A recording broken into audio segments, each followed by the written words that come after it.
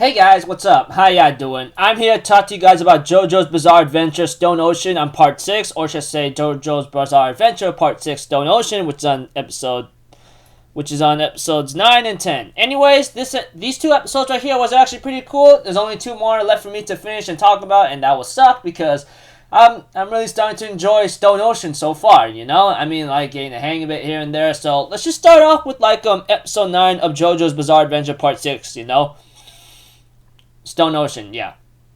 Episode 9. We have two that our friends, you know, the Foo Fighters and everyone, Hermes and Jolene decides to play a game of catch, you know, of baseball. But before I get into that, there is this beginning scene before the opening where the father, Pucci, is talking to this girl, Mira Sean, whatever her name is, and talks about a couple things that's a little off-putting. Well, a little off-topic, if anything else. But eventually he ends up knocking her out or something after making his strange speech or talk of life lessons whatsoever, and implants a couple of discs right into Mirashon's mind or head, you know, etc. Which I go like he's gonna use her for something else, which will later on be related to the baseball game, you know. Now, this involves the Foo Fighters and everyone else. Of course, it involves the Foo Fighters, Jolene, and Hermes, you know, doing a little game of baseball catch against Mirashon or something. And Hermes says she actually knows Mirashon or something like that. I don't know, but all I know is they made a bet about who could make a certain amount of catches. They can't make it. Of course, Jolene along Foo Fighters managed to make the certain amount of catches and throws, you know. But unfortunately, they decided to up the bet just to get more money, maybe because for better things or worse, you know, because the more money you have in the prison that they are at, the more you can get by and run things away. Because when it comes to jails or prisons that's reminding you or teaching you, you can always bribe the guards or the others for a certain amount of money depending on the situation, you know, etc. We have to it, like I said, Mirashon is the antagonist playing baseball, you know, and there's a certain amount of catches they have to do in order to get a certain amount of money. Later on, $1,000 was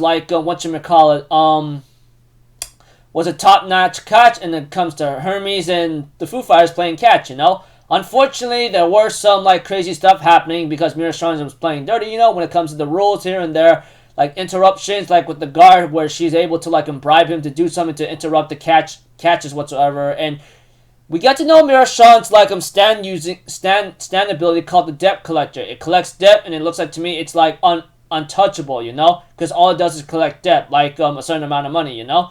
Eventually, Hermes broke the rules whatsoever. I don't know, but we have to it that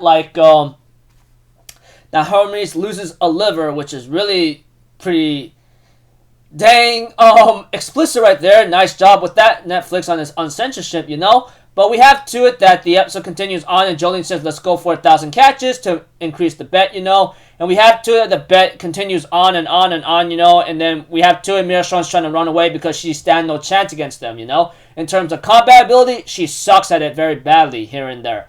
But, you know, when it comes, it all led to a certain elevator and then into the shower to the elevator, you know. And we have to it that, it looks like to me the game of catch was going to be crazy, you know. Because when it comes to the game of catch that Mirashon, whatever her name is, or Debt Collector stand user, she ends up having to say you got 10 seconds to throw the ball, you can't keep it for a long time, you know, that kind of thing, blah blah blah. You guys get the cue. Unless you watch all the episodes of JoJo Part 6, you'll understand, or you read the manga, yada yada yada. Forgive me on that, but let's just say Mirashon played a little dirty when it came to the elevator, but thanks to Jolene's stand ability, etc., we have to it that it looks like Jolene and the others were about to lose, you know, especially the disc that she is trying to keep and return to her father. But the thing is when it comes to playing catch with someone, it looks like to me we didn't agree which partner it is to be our catcher, you know. And Jolene decides to take advantage of this on the elevator and knock the living hell out of Mirashon or the Debt Collector stand user, you know, by playing catch, going, let's see here. How many catches I have left? 800, 900, 1,000. Oh yes, of course. Let's go 1,000 hits, you know. I go ha that stupid female dog earned it, and guess what? They won, and then they got the cha-ching jackpot kind of thing, etc. You know, that was pretty cool, and I'm starting to love it very much. Looking forward to see what's up here and there. Okay, now we're going on to episode 10. You know, etc. We have to it that whatchamacallit, there's a scene with Pucci again talking about like how humans will always try to live a life that will lead them to heaven. That's what makes humans very interesting. Kind of ironic to see what Pucci's doing, knowing that what he's doing is not led to heaven, but whatever his mind is going on about, you know. But that aside, we have to Jolene gets by throughout this episode by doing some bribes, you know, bribes on the phone calls, trying to call Speedwagon Foundation on the book, you know, saying, hey, I know this may sound pretty crazy, but I know how to get my dad back to life, you know? I know he's unresponsive here and there, but there's a way to get him back, if I told you that, right? And we have to it that the Speedwagon Foundation representative, or whatever the guy is, he tells her, okay, meet me at the courtyard, alright? You got 20 minutes. That's all I can really give you. And this could be very bad for you as well, because depending on the situation, we may not be able to save your life. Are you sure you want to take that risk? And Jolene's like, yeah, I will. And like I said, Jolene goes by with bribing, you know, because that's how you're going to survive in the prison cell. If you're going to survive, you got to bribe the guards or bribe someone to, like, allow them to do this or that, you know, etc. But we have to it that before Jolene can continue to the courtyard, she gets interrupted by Emporio, you know, or the little baseball boy. Baseball boy. I'm going to say that because it's much more easier that way. Forgive me if I'm being a little offensive by not remembering his name because of other reasons alone, but whatever the case may be, we have to it that Emporio, or should I say like Baseball Boy, takes Jolene somewhere, involves something goats, and then there's some history lesson which I don't really pay much attention to. Sorry for being a little offensive here and there, but all I know is like this is a secret room, and then, you know, we get to see the little boy's stand ability, you know, involving like permeation or something that go past him or bypasses him, or something that he's unable to get caught, you know.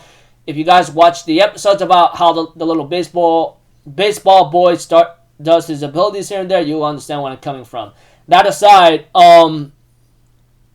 as the episode continues on in its own way, we have to it that the boy warns Jolene that the phone call you did over there is pretty much reckless because it is already recorded here and there, you know.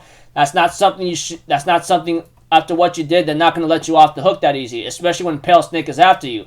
We have to it that the person that wants to help Jolene out is weather report or weather forecast or something, you know. But we had to it that they end up getting chased or interrupted by this other guy, which apparently his stand ability involves Jumpin' Jack Spark or Lang Wrangler or something. I think that's the stand name's master after it's being shown in the subtitles, you know, throughout the halfway point of the episode. We have to it, they have to run quickly and get to the courtyard so Jolene can deliver the disc and etc. And we all know what Pucci's goal is. He's trying to stop Jolene to not let that disc like go out because it's very powerful, obviously, from the get-go, but at the same time, like, I guess that guy, whatever his name is, has some kind of big grudge against Jotaro, etc. Maybe there's a big reason why, but whatever the case may be, as the episode continues on, we have to that Jolene and Weather Report is trying to help each other out right now, but we get to the point where Jolene has to do something like do some bribing and possibly have to get to the courtyard by force, you know, and maybe end up for another 5 years whatsoever. You guys get the cue. But she doesn't mind that because she's trying to save her father. That's the main objective throughout part 6 right now, because we all know what happened to her father at the very beginning of the part 6 of JoJo, you know. His 2 discs are stolen, his memory disc and his stand disc by Pale Snake or White Snake, whatever he wants to go by, etc. But like I said, when Jolene got to the guard and tries to bribe him, unfortunately she's already gotten attacked, because when that Jack Wrangler or whatever his name is, Jumpin' Jack or something, Jumpin' Spark or Jumpin' Jack or something, when he was chasing Jolene and Weather Report and Emporio or Baseball Boy, He ends up managing to land a simple spit on Jolene, and she's floating zero gravity. You know, she can't really move anywhere, and then she's like pretty much stuck in the air in a certain way. We have to that weather report comes in to help out Jolene, but unfortunately, they run into some trouble because you know how the security prison or system works, you know, in a certain way, and it's going all crazy here and there. We have to it eventually that thanks to Weather Report's ability, even though he got touched by zero gravity, he's able to fly very quickly, you know, because of Weather Report. But whatever the case may be, Jolene and Weather Report ends up entering a room where they can finally get to the courtyard, but they don't know where Jumpin' Jack is, you know, that kind of thing. So all I can really tell you is that in episode 9 involves like some kind of debt collector antagonist, you know, trying to like fulfill Pucci's mission, but unfortunately fails because Jolene's like stand abilities and like being a little smart and dirty at the same time with inside the prison environment, you know. Guess it grew up on her, which is pretty cool. And episode 10 involves Jumpin' Jack now trying to fulfill a mission from White to Snake. He tries to break the disc of the Star Platinum, but unfortunately can't because it's rubber here and there. It's pretty much indestructible in a certain way. Whatever, you know, that kind of thing. Anyways, looking forward to the last 2 episodes for tomorrow, and hopefully it will be a good blast, you know. So until then, people, I'll see you guys in the next video. So I'm Alpha Zero. Have a good day, and I'll see you guys next time. All right, peace out. Bye bye. Toot toot.